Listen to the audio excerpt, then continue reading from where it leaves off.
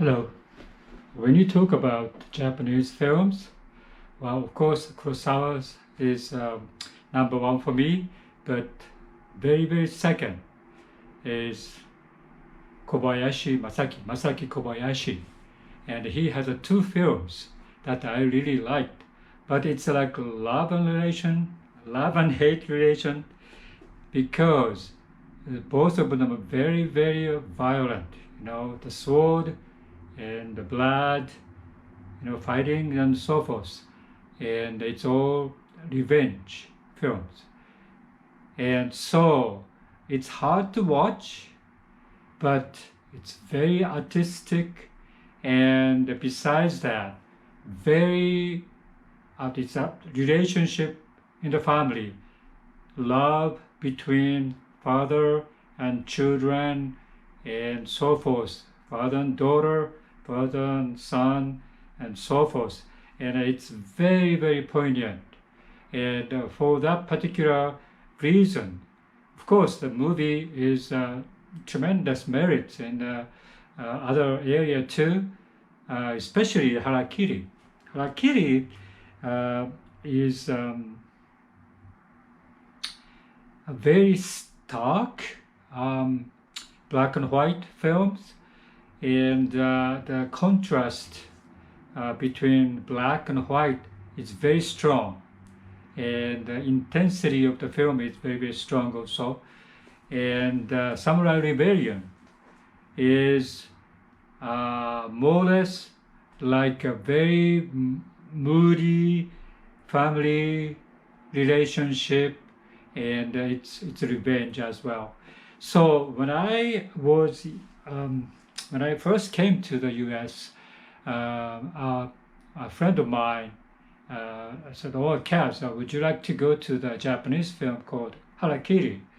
So of course I said, "No, I don't want to see that kind of a disembowelment, right? Okay, I don't want to see that kind of violent film." And so I didn't see it.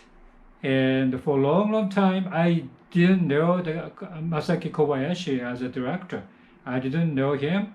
I may have heard of his name before, but I was like a careless. And then, probably about 15 years ago, I have a friend in the U.S. He's from Iran, and he used to live in Japan. So he had a tremendous affection to the Japanese cultures and everything. So he said, "Kaz, well, at the University Theater, they're showing this movie Harakiri. Would you like to go?" And then, "Oh, okay. So since you asked me, I'll go." So I went to see the film, and it was fantastic.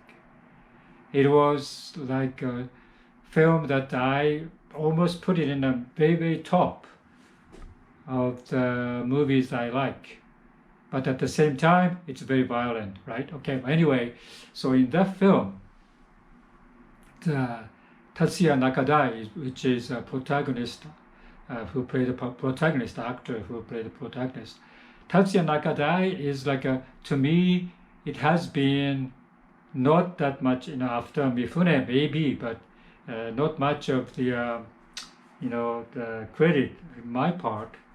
However, from this movie, I really became fond of him as an actor. And he was fantastic in this film. And, the Kurosawa's Ran, Kagemusha, that's by him, and Nakadai played those protagonists. But I wasn't impressed. But this one was really impressed me, and ever since then I became a fan of Tatsuya Nakadai. And he is, I would say I started from probably the theater actor in the beginning, very beginning. And he is very intelligent, and he is his dictions and everything is very theater-like. especially Harakiri in this film,